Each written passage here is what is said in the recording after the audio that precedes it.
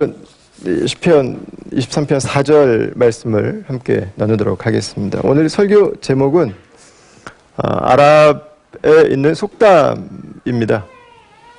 해만 있고 비가 없으면 사막이 된다라는 것입니다. 사막과 옥토의 차이는 흙의 차이가 아니라 비의 차이입니다. 똑같은 흙이지만 폭풍우를 만나지 않는 흙은 사막이 됩니다. 그러나 폭풍우를 만난 흙은 비옥한 땅을 이루게 되는 거죠.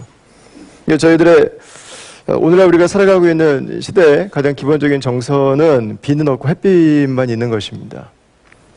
폭풍우를 원하는 사람은 별로 없는 것 같습니다. 그냥 언제나 안정되게 편안하게 따뜻한 햇빛이 지속적으로 비치는 삶을 원하고 있습니다. 그런데 그렇게 되면 사막이 돼요. 황폐해집니다, 인생이. 하나님께서는 우리의 모든 사람들의 어떻게 보면 인지상정이죠.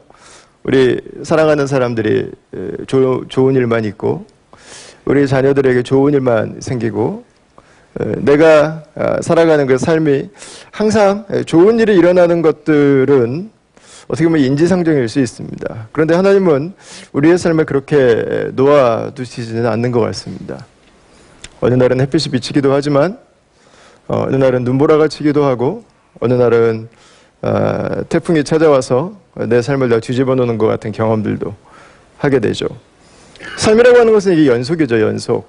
고통과 즐거움의 이어짐이고 승리와 패배의 이어짐이고 산의 정상과 골짜기를 오르내리는 것의 연속이라고 할 수 있습니다.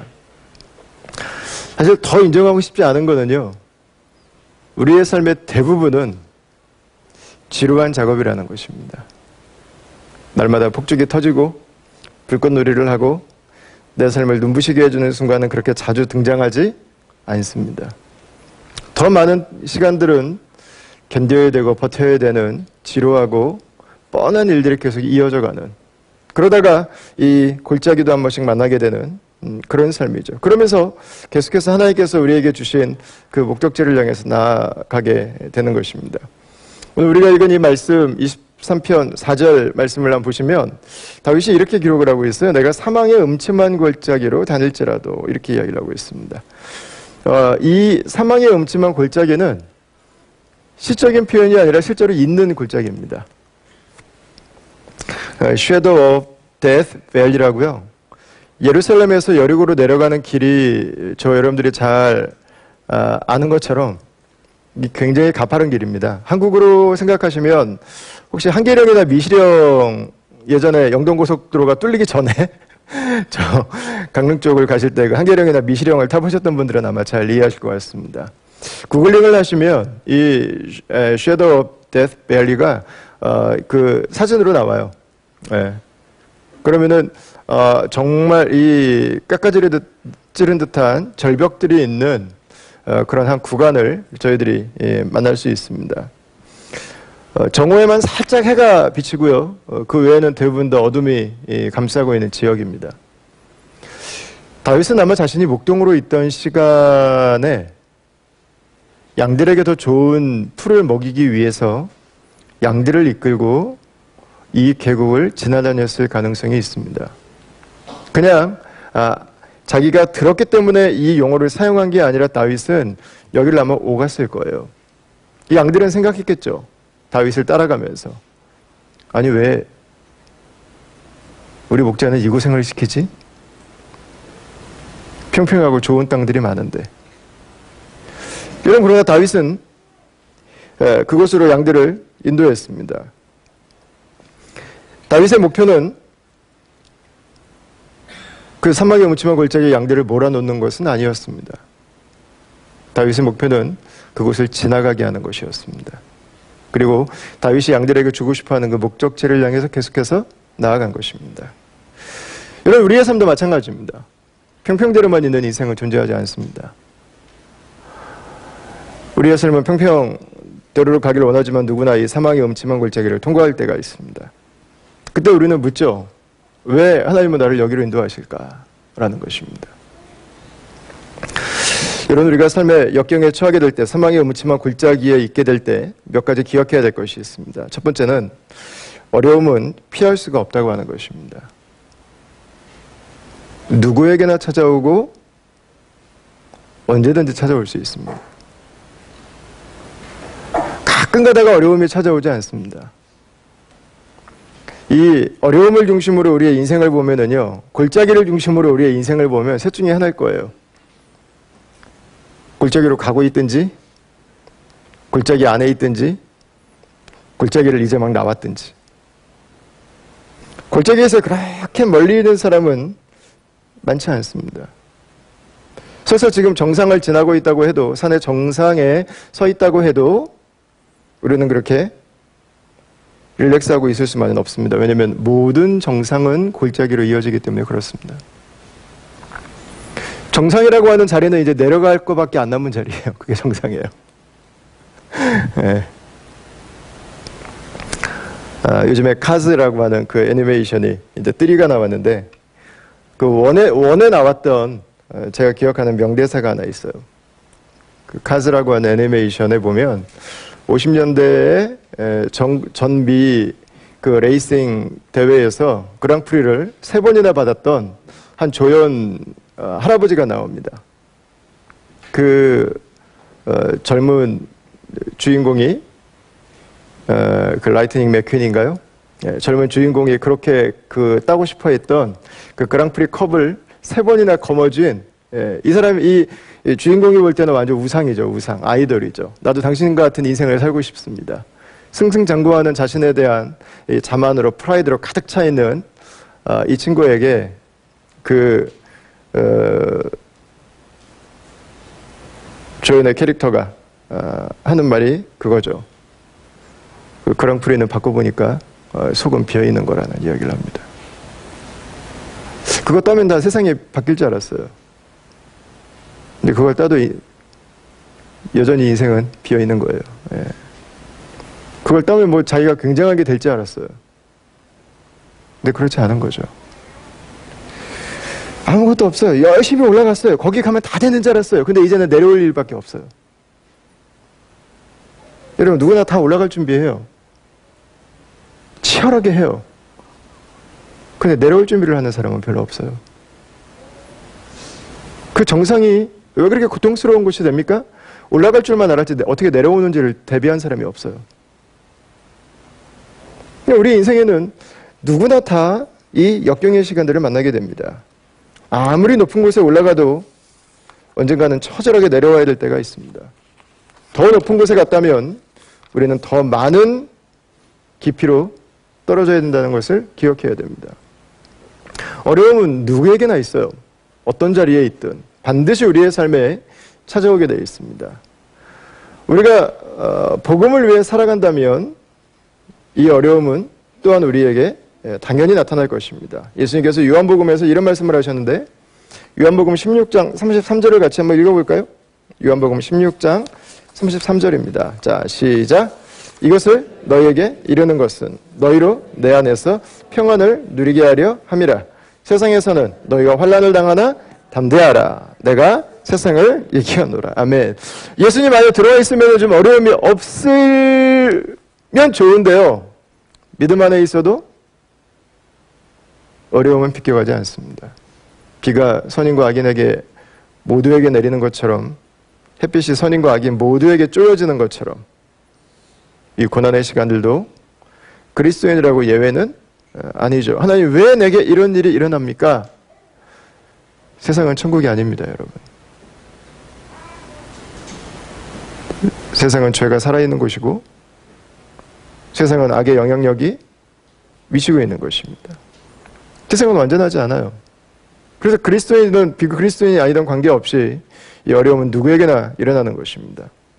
두 번째 어려움은 예측할 수 없다는 것입니다. 우리의 플랜 안에 들어와 있지 않아요.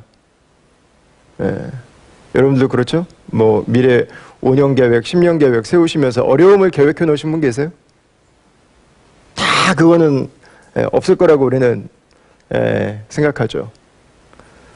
우리가 대비도 해야죠. 그러나 대비한다고만 되진 않습니다. 대비를 비껴갑니다.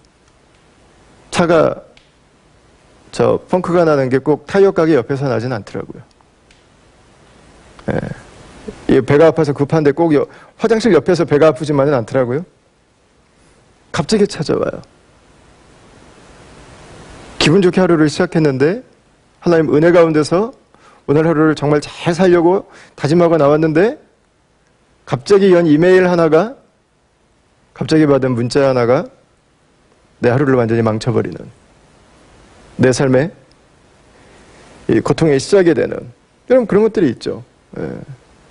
저는 몇 주 전에 예배드리러 오고 있는데 정말 기분 좋게 나왔어요. 아침에 아주 기분 좋게 날씨도 너무 좋고 행복하게 왔는데 앞에 갑자기 말도 안 되게 차선을 바꾸면서 커브를, 제가 이렇게 오는데 오른쪽으로 커브를 틀어야 되는데 갑자기 제 앞으로 끼어들어오면서 커브를 트는 차가 한 대가 있는 거예요.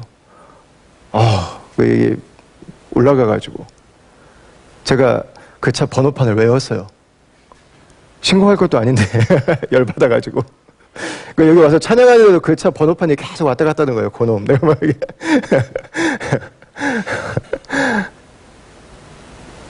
여러분, 이런 사소한 일부터 시작해서 우리의 삶에는 예측할 수 없는 일들이 계속되죠. 이때쯤, 그래 지금쯤 나에게 어려운 일이 생겨도 나는 감당할 수 있어. 그때 생기는 어려운 일은 없어요. 지금은 아니라고 생각할 때 나에게는 준비가 조금 더 필요한 시간에 그때 우리들에게 오죠. 그래서 이 어려움의, 이 역경의 문제점 중에 하나는 예측할 수 없다는 것입니다. 계획할 수 없다는 거예요. 내가 계획한 대로 되지 않는다는 거죠. 그러나 마지막까지 낙심할 필요는 없습니다. 왜냐하면 일시적이기 때문에 그렇습니다. 어려움은 끝이 있습니다. 끝까지 계속되지는 않습니다. 다윗도 내가 사망의 음침한 골짜기로 다닐지라도 그랬습니다. 거기로 다닐 때가 있는 것이죠. 그 말은 거기를 벗어날 때도 있다는 것입니다. 계속해서 그곳에 앉아 있는 것은 아니라는 것입니다. 반드시 끝이 있습니다. 그래서 어려움은 터널과 같은 것이라는 것을 기억해야 됩니다. 베드로전서 1장 6절을 한번 보십시오. 같이 한번 읽어보겠습니다. 그러므로 너희가 여러 가지 시험으로 말미암아 잠깐 근심하게 되지 않을 수 없으나 오히려 크게 기뻐하는도다. 아멘.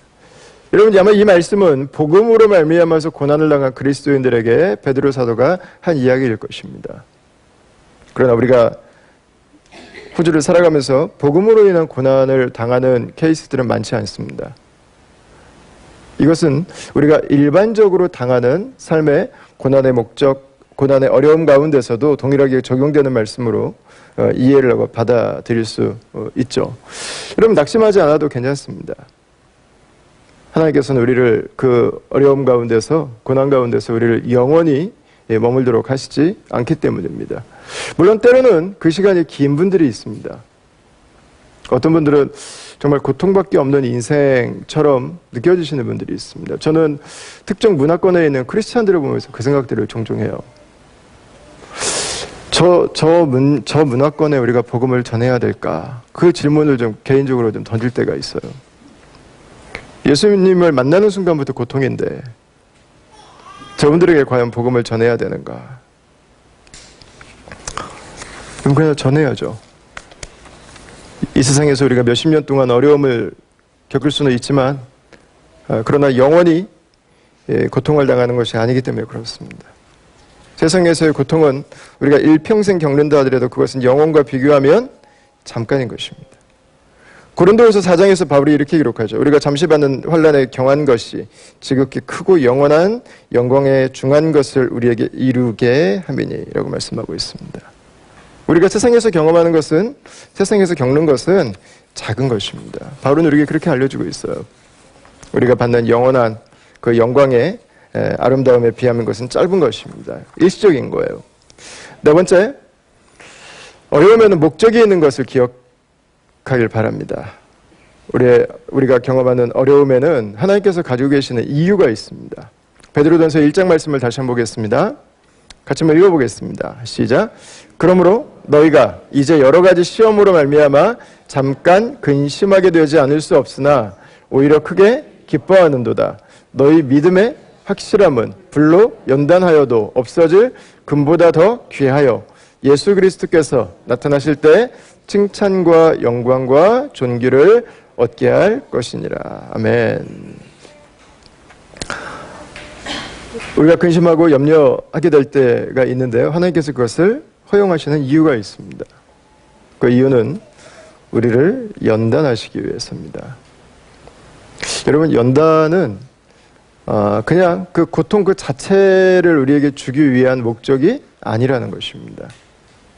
우리가 잘하도록 하기 위해서요. 그로잉 하도록 하기 위해서. 계속해서. 언제 연단이 되죠? 골짜기를 다닐 때 연단이 됩니다. 우리 몸을 생각하시면서 운동하시는 분들, 내가 몸이 좀 더 건강해져야겠다. 내가 식스팩을 좀 한번 만들어 봐야겠다. 내가 장근육을 좀 한번 만들어 봐야겠다. 운동하시는 분들은 그냥 가만히 편안하게 있는 가운데서 몸이 만들어지시는 분은 없습니다. 몸을 조금 괴롭히셔야 됩니다. 이제 정말 그만하고 싶을 때, 근육이 찢어지는 것 같은 그 고통이 있을 때 몇 번을 더 해야 됩니다. 그래야 나에게 효과가 일어납니다. 심장이 터질 것 같은데 뛰는 것을 멈추면 안 됩니다. 조금 더 지속해야 됩니다. 그때 더 건강해져요. 그때 더 튼튼해져요. 여러분, 그냥 잔잔하게 아무 문제 없는 가운데서 성장이라고 하는 건 일어나지 않아요. 오히려 그때는 더 뒤로 물러나게 되죠. 성장은 골짜기에서 이루어져요. 성장은 어려운 시기에 만들어져요. 고통은 우리를 자라게 하는, 우리를 더 정결하게 하는, 우리를 더 깨끗하게 하는, 우리를 더 튼튼하게 만드는 과정이 되는 것이죠. 하나님께서는 우리가 자라도록 하기 위해서 우리를 향한 하나님의 연단을 멈추지 않으세요. 그리고 그 연단은 편하게 쉽게 이루어지지 않습니다. 고통 가운데 이루어집니다. 그리고 그 시간들을 통해서 우리의 모습이 하나하나 계속해서 자라가게 되는 거죠. 피곤하고 뻐근한 반복적인 이 지속적인 훈련들을 통해서, 연단들을 통해서 우리가 하나님 앞에서 하나님께서 우리에게 가지고 계신 일들이 일어나게 되는 거죠. 여러분, 아브라함은 아들을 갖고 싶었어요. 근데 하나님은 아들을 주시지 않았어요. 거절의 경험이 있습니다. 베드로는 예수님과 엘리야와 모세가 함께 있다고 할 때 그 색과 영원히 살고 싶었어요. 근데 예수님은 그걸 거절하셨어요. 바울은 자신 안에 있는 그 육체의 질병을 고쳐달라고 하나님께 열심히 기도했어요. 그런데 하나님은 거절하셨어요. 하나님은 그들을 어려움에 고통의 상황으로 넣어주셨어요. 사망의 음침한 골짜기에 있는 것을 하나님은 허용해 주셨습니다. 여러분, 왜 그럴까요? 하나님은 그 상황에서도 하나님과 함께 살아가는 그의 삶을 훈련하기를 원하셨던 것입니다. 우리가 1학년 때 배우는 게 다르고 2학년 때 배우는 게 다르고 3학년 때 배우는 게 다르는 것처럼 점점 우리의 삶이 성숙해져 갈수록 점점 우리의 믿음이 커져 갈수록 하나님께서 우리에게 주시는 그 연단과 시험도 커져갈 수 있어요. 단계마다 조금 더 높은 목표들이 설정이 돼요. 그래야 자라요. 이거는 너무 쉬운데? 이건 너무 편한데? 여러분, 그 안에서 자라는 사람은 없어요. 영적인 연단도 역시 마찬가지입니다. 여러분, 하나님께서는 그러면 그 연단의 시간들을 통해서 우리에게 궁극적으로 목표하시는 게 뭘까요? 하나님은 우리가 어떤 상황 가운데 있든, 우리가 어떤 골짜기 가운데 있든 하나님을 신뢰하고 그분께서 우리에게 주신 하나님의 자녀된 삶을 살아가는 하나님의 자녀됨으로 우리를 예수님을 닮은 모습으로 자랄 수 있도록 연단하시는 것입니다. 혹시 사진을 좋아하시는 분들은 아마 사진이 현상되는 그 과정을 잘 아실 텐데요. 우리가 받은 모든 사진들은 암실을 통과하는 시간이 있습니다.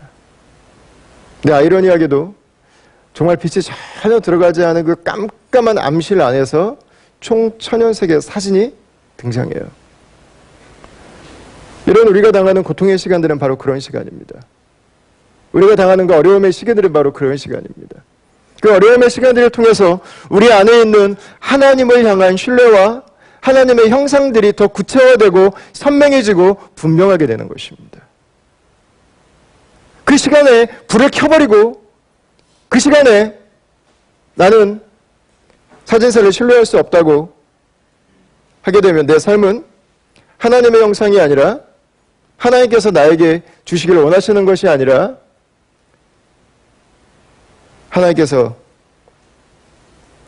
나를 다루어 가시는 모습이 아니라 일그러진 모습들로 우리의 모습이 물러날 수밖에 없게 되는 것이죠. 여러분, 하나님께서 우리를 암실로 데려갔을 때는 빨리 벗어나는 게 중요하지 않습니다. 하나님 앞에 합당한 모습으로 반응하는 것이 중요합니다. 성경에서 우리의 선배들에게서 그 시간들을 어떻게 감당해야 되는지에 대한 조언을 우리가 듣는 것이 중요한 것이죠. 여러분, 혹시 우리 안에서 이 암실의 시간을 지금 보내고 계신 분이 계신지 모르겠습니다. 여러분, 이 시간들 동안 하나님의 자녀로 합당하게 반응하시길 바랍니다. 하나님의 자녀로 그 자리를 지켜가시길 바랍니다. 그 암실의 시간이 지나고 나서 하나님의 목적은 우리가 하나님께서 우리에게 주시길 원하셨던 하나님의 형상을 선명하고 아름답고 귀하게 회복해가는 것이라는 것을 기억하십시오. 세상의 모습과 세상의 방식이 아니라 하나님의 것이 우리에게 더 선명하게 드러나도록 하기 위해서 하나님께서 그 시간들을 잠시 허용해 주시는 것입니다. 여러분, 그렇다면 우리가 어려움에 처했을 때 어떻게 해야 됩니까? 첫 번째는 실망하지 않는 것이 중요합니다. 네. 나에게만 이런 일이 왔다고 생각하지 마십시오. 나에게 그때가 왔을 뿐입니다. 모두에게 어려움의 시간들은 다가오는 것입니다. 실망은 선택하는 것입니다. 따라합시다. 실망은 선택입니다. 왜 실망하죠? 내가 실망하기로 선택한 거죠. 더 이상 이제 안 된다고 하는 것을 내가 선택한 거죠. 부정적인 것만 보기로 선택한 거죠. 나의 부정적인 생각만 내가 갖기로 결정한 거죠. 그게 실망하는 거예요. 하나님께서 나에게 어떤 일들을 하실 수 있을까? 이 일들을 통해서 하나님이 나를 어떤 부분들을 연단하기를 원하실까? 이것들을 통해서 어떤 치유와 회복의 역사들이 있을까? 하나님이 하시기를 원하시는 것들에 대해서는 보지 않기로 결정한 거예요. 대신에 하나님께서 나에게 의도하지 않으셨던 것들만 우리의 눈이 머물러 있는 거죠. 여러분, 어떻게 하면 실망하지 않을 수 있습니까? 하나님께 초점을 맞추는 것입니다.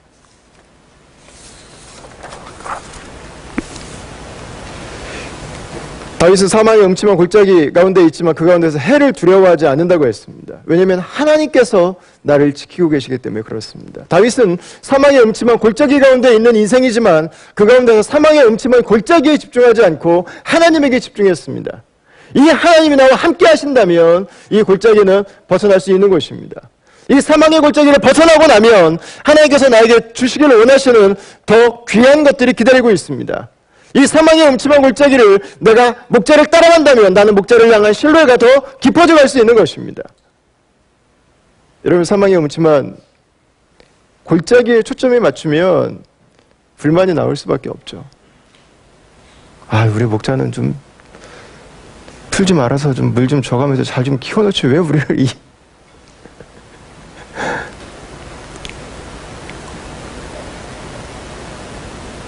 여러분, 환경에 초점을 맞추거나 사람에 초점을 맞출수록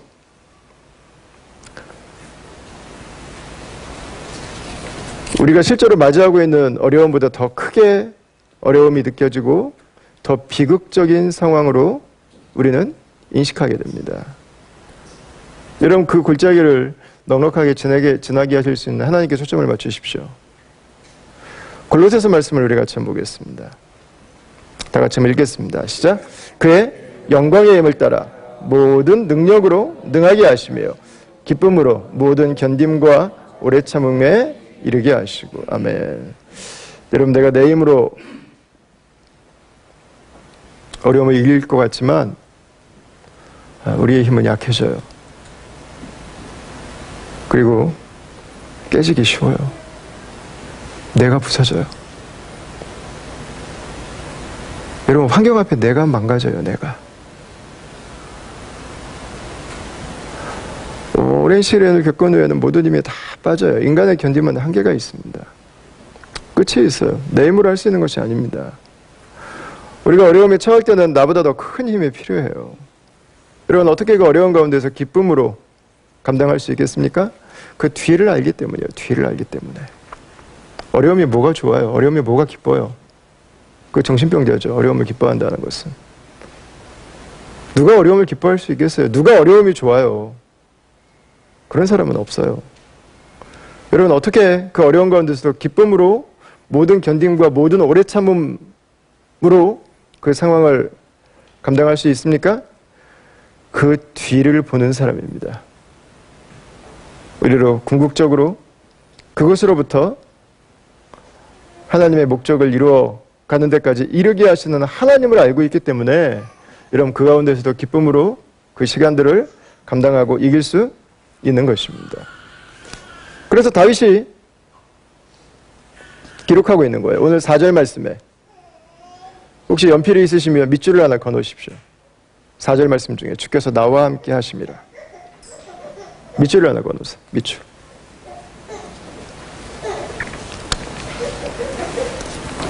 하나님이 나와 함께 하신다고 하는 것입니다. 여러분, 오늘날 서구 사회를 이끌어가는 무신론적 가치 안에서 문제라고 하는 것은 삶의 불운입니다. 불운. 운이 나쁜 거예요. 긍정 심리학의 관점에서 인생의 역경과 문제라고 하는 것은 당신의 실패예요. 당신의 실패. 당신이 잘못한 거예요. 나에 대해서 블레임을 해와요. 어떻게 당신이 처신했길래, 어떻게 당신이 인생을 살아왔길래 이런 일이 당신에게 일어나는 거예요. 이거 당신의 잘못이라는 거예요. 근데 많은 그리스도인들이 문제 앞에서 이런 관점을 가져요. 그냥 세상의 관점을 가지고 그냥 지나가 버려요. 불교나 힌두권의 그 업보 사상, 카르마에 따르면 그건 당신의 팔자예요. 어쩔 수 없는 거예요. 벗어날 수 없는 것. 여러분, 우리 사회를 형성하고 있는 어떤 사상이나 어떤 종교적 가르침을 봐도요, 이 고난의 문제에 대해서 합리적으로 접근하고 있는 게 없어요. 근데 라비 제카리아서는 이 고난의 문제에 대해서 성경만큼 직면하고 있고 그 실체를 부정하지 않고 그것을 해결할 수 있는 가장 완전한 길을 제시하는 것은 없다는 이야기를 해요. 이런 우리의 인생에 고난이 있어요. 어려움이 있습니다. 반드시 찾아와요. 역경은 누구에게나 찾아옵니다. 근데 그 실체가 있어요. 그건 죄예요, 죄.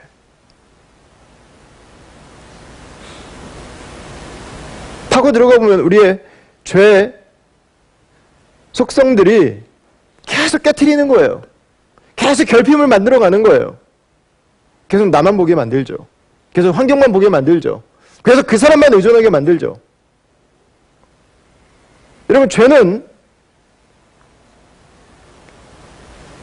우리에게 어려움들을 가지고 와요. 여러분, 성경은 어려움이 없다고 말하지 않아요. 고통이 없다고 말하지 않아요. 모든 게 다 잘 될 거라고 말하지 않아요. 고통의 시간이 우리에게 있습니다. 여러분, 믿음은 그 고통이 우리 인생에서 아주 사라지는 것을 의미하지 않습니다. 그것은 주님이 다시 오시고 난 이후의 문제예요. 저와 여러분들의 삶에는 계속해서 그 고난의 문제가 함께 할 것입니다. 이런 믿음의 가치는 뭐죠? 그러면 그 고난 가운데 하나님과 함께 있는 것입니다.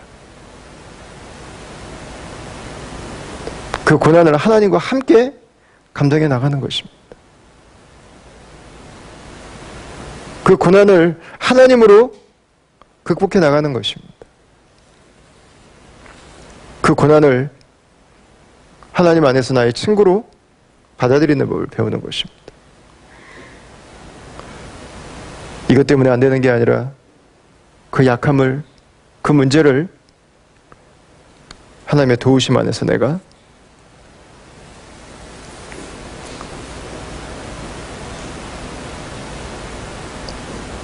품을 수 있는 힘을 갖게 되는 거죠. 그리고 그 안에서 하나님이 하시는 일들을 목도하게 되는 것입니다. 여러분 삶의 어려운 순간에 결코 나 혼자 있는 것이 아닙니다. 나 혼자 외로움의 길을 걷고 있는 것이 아닙니다. 하나님께서 함께 하시겠다고 말씀하셨어요. 이사야 43장 2절 말씀을 같이 한번 볼까요? 같이 한번 읽겠습니다. 내가 물 가운데로 지날 때 내가 너와 함께 할 것이라. 강을 건널 때 물이 너를 침몰하지 못할 것이며 내가 불 가운데로 지날 때에도 타지도 아니할 것이요 불꽃이 너를 사르지도 못하리니. 아멘. 여러분 하나님은 우리의 인생의 위기 가운데서 우리와 함께 하시고 우리를 보호하신다고 말씀하고 있습니다. 여러분 다윗은 이것을 알았어요. 그래서 다윗은 그의 시편에서 정확하게 기록하고 있는 거예요. 주께서 나와 함께 하심이라. 사망의 음침한 골짜기에 있는 양들을 하나님이 몰아넣은 구덩이가 아니에요. 사망의 음침한 골짜기에서도 하나님은 함께 그 길을 걷고 계신 것입니다. 여러분 그래서 오늘 저 여러분들이 읽은 이 4절 말씀은 시편 23편에서 굉장히 중대한 변화가 하나 일어납니다. 혹시 읽으시면서 눈치를 채셨는지 모르겠는데 2절과 3절을 한번 보시겠어요? 제가 일부러 좀 선명하게 보이시도록 영어로 기록을 했습니다. 시편 23편 2절, 3절 윗부분에서는요 하나님을 계속 히로 고백을 합니다. 히. 그분이라고 이야기를 해요. 그분. 근데 4절에 오면 하나님이 히가 아니라 유가 돼요. 왜 그럴까요? 왜 4절에 사망의 음침한 골짜기 이야기가 나오면서 왜 히가 유가 될까요? 제 주변에도 이런 분들이 많아요. 하나님의 남이었어요. 하나님의 나랑 별로 관계가 없었어요. 하나님, 뭐 그냥 세상을 뭐 지으셨다는데, 뭐 예수 다니는 사람들이 뭐 맨날 모여서 예배하는 것 같은데, 뭐 어떤 분들은 그분 잘 믿는 것 같은데, 그냥 그런 분이죠. 뭐 성경에 그분에 대해서 써 있다는데, 그냥 히예요, 히. 그분이에요, 그분. 여러분 언제 그분이 나의 당신이 됩니까? 고난을 통과할 때.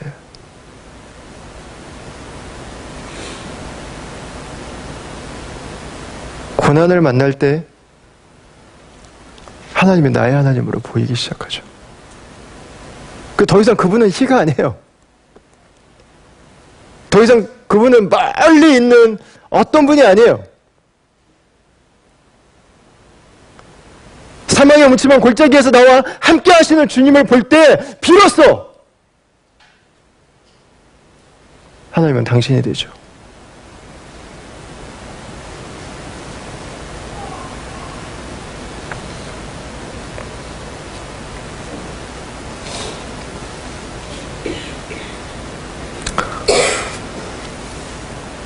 우리 강우영 박사님 같은 분은 백악관의 장애 정책 고문이었습니다. 한국인으로서 가장 높은 보직에 올랐던 분이죠. 근데 잘 아시는 것처럼 이분은 앞을 못 보는 분입니다. 10대 때 사고로 인해서 실명을 하시고 앞을 전혀 보지 못하는 인생을 살았습니다. 근데 그분의 책에서 누누이 고백하고 있는 게 하나 있어요. 내가 앞을 보지 못하는 것은 나에게 주신 하나님의 축복입니다. 그분의 책을 보면 고개가 숙여져요. 고개가 숙여져. 그분은 그거를 축복이라고 생각했어요. 보지 못함의 축복. 내가 세상의 것들을 다 보지 못하기 때문에 하나님을 더 선명하게 볼 수 있게 됐다고 하는, 하나님이 나에게 주신 축복이 얼마나 많은지를 알게 됐다고 하는.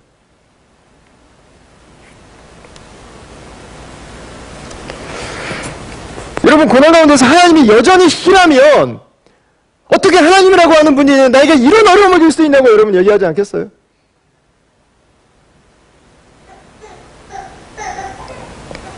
근데 그 고난 가운데서 만난 하나님은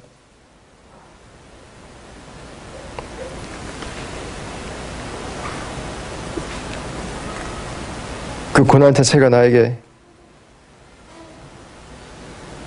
축복이라고 하는 고백을 할 수 있는 전혀 새로운 인생으로 그 삶을 이끌어 가셨던 거죠. 여러분, 고난만 볼 때는 고난이 큽니다. 고난이 모든 것인 것 같습니다. 그러나 사망의 음침한 골짜기에서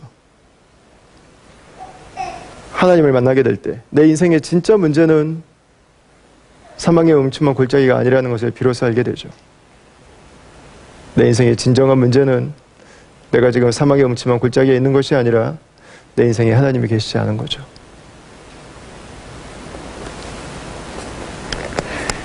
여러분, 진정한 인생의 장애는 몸에 이상이 있는 게 아니에요. 진정한 인생의 장애는 브레인에 이상이 있는 게 아니에요. 진짜 인생의 장애는 하나님을 의지하지 않고 살아가는 것입니다.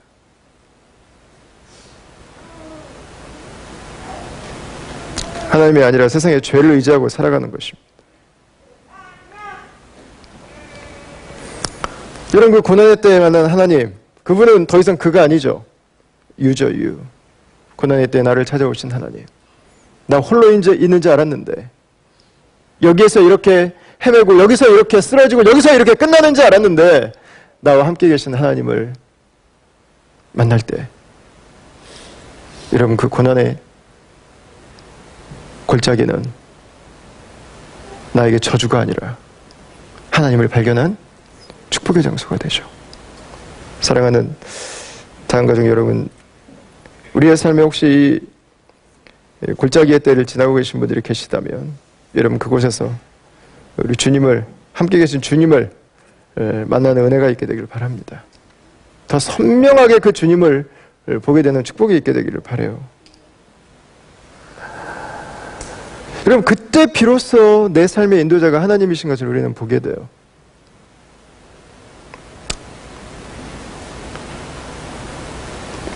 내가 혼자 있는 것이 아니라고 하는, 나와 함께 하고 계시는 하나님을 만난다고 하는, 이게 거의 저는 이 공식을 좀 참 깨면서 살면 좋겠는데 그렇지 않을 때가 있는 것 같아요. 저희들이 사망의 음침한 골짜기를 통과할 때 하나님의 음성이 가장 잘 들리는 것 같아요. 우리는 산 꼭대기에 있을 때 하나님이랑 제일 가까울 것 같은데 하나님과 가장 가까운 최정상은 골짜기더라고요.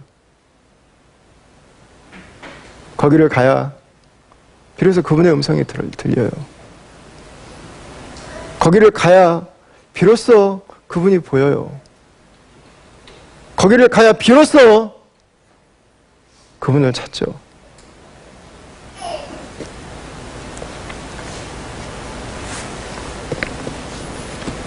여러분, 하나님이 우리와 함께 하실 뿐만 아니라 하나님은 우리를 보호하시고 우리를 인도하시는 분이십니다. 오늘 시편에서 기록하고 있죠. 주의 지팡이와 막대기가 나를 안위하시나이다. 막대기와 지팡이를 가지고 목자는 양들을 보호하고 인도하죠. 막대기는 보호용 도구고요. 지팡이는 인도용 도구죠. 저는 제가 예전에 아메리카 인디안 중에 슈 부족이라고 하는 부족이 있는데 아메리카의 이 슈 부족이 성인식하는 이야기를 읽은 적이 있습니다. 13살이 되면 마을의 남자아이들을 모아서 마을에서 한 3일 정도 떨어진 깊은 골짜기로 아들들을 데리고 갑니다. 그리고 아들들만 13살 먹은 그 아들들만 그 깊은 골짜기에다가 떨어뜨려 놓고 아버지들은 다 나와요. 그럼 아이들이 거기서 밤을 새면서 버텨야 됩니다. 야수들이 있고 어떤 외부의 위협이 있을지 모르는 그곳에서 아들들은 하룻밤을 지새웁니다. 그리고 그곳에서 자신들이 남자로 더 성장하는 경험을 하게 되죠. 여러분, 아들들은 다음날 아침에 일어나서 아마 자신들이 거기에서 아버지 없이 그 깊은 골짜기에서 하루를 잘 버텼다고 하는, 이제 남자가 됐다고 하는 굉장한 자부심을 가졌을 거예요. 근데 그때 아버지들이 하는 일이 하나 있다고 그래요. 아버지들이 그 골짜기에 아들들을 남겨놓고 하는 일은 아들들이 보이지 않는 골목골목의 높은 데 올라가서 활을 들고 활과 화살을 장전하고 밤새도록 아들 주변을 지키는 것이었습니다. 아버지는 떠난 게 아니에요. 아들들을 보호하기 위해서 그 옆에 함께 있었던 것입니다. 여러분, 하나님은 그분의 지팡이와 막대기로 우리를 인도하십니다. 저는 약간 알레고리적인 적용이긴 한데요. 저는 이 막대기와 지팡이가 오늘날 우리의 고난 가운데서 과연 무엇일까를 생각할 때 저는 두 가지를 좀 생각해 봤어요. 첫 번째는 말씀입니다. 하나님의 말씀으로 고난 가운데 있는 우리들을 격려해 주시죠. 계속해서 하나님의 약속을 붙들고 그 자리를 감당하도록 하시죠. 그 말씀이 우리를 지켜주죠. 그 말씀이 우리를 보호하죠. 그 말씀이 우리를 낙심치 않게 하죠. 계속해서 믿음으로 나아가게 하죠. 두 번째는 공동체입니다. 공동체. 어떻게 우리가 고난 가운데서 하나님의 지팡이와 막대기를 경험할 수 있을까? 여러분, 공동체예요. 함께 살아가는 사람들. 오늘 기도해 주신 것처럼 우는 분들과 함께 우는, 아파하는 분들과 함께 아파하는, 저는 목사로서 살아가면서 가장 힘든 순간은요, 성도들의 아픔을 들었는데 무엇인가 할 수 있는 게 없을 때예요. 너무 힘들어요. 그냥 차라리 제가 힘들면 낫겠는데 그것도 안 돼요.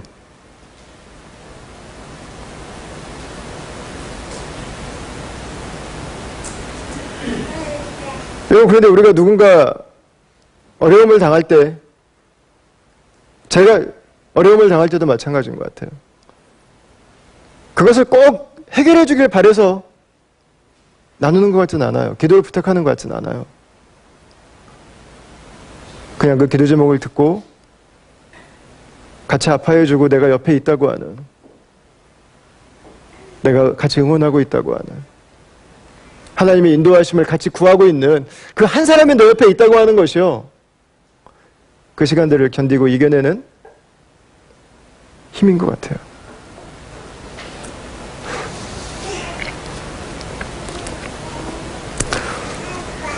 여러분, 이 두 가지의 말씀과 공동체라고 하는 것을 통해서 하나님은 우리에게 한 가지의 목적을 이루어 가시는 것 같아요. 여러분, 우리가 말씀을 계속해서 묵상하고 배워가면서 우리가 깨닫게 되는 것은 성경이 가르치고 있는 예수님입니다.